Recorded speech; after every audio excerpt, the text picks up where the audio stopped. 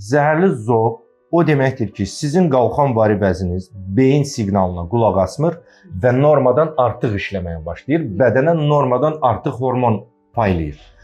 Bu da qana düşərkən artıqlıq yaradır, qanı zəhərləyir, adı gedir lorur dilində zəhərli zob. Aydındır? Bax, bu zəhərli zob. Biz nə edirik? Biz o vəzi müalicə ilə bloka salırıq. Başa düşdünüz? Qoymuruq o artıqlığı yaranmağa. Bloka salırıq, qalxan vari vəz artıq normadan işləmir. Və bu müddətdə nə baş verə bilər? Biz onu bloka salırıq və əks hal baş verə bilər. Necə ki, mən müalicəyə başladım, o bloka salındı və artıqlama yaranmır, əks hal yaranır, çatışmazlıq yaranır. Başa, indi də bu yüksəkdir.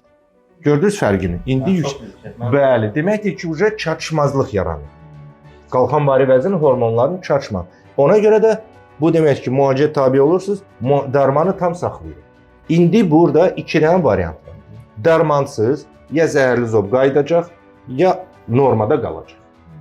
Onu da biz elə bir aydan sonra gəlməyimizin məqsədi odur ki, mən baxmalıyam.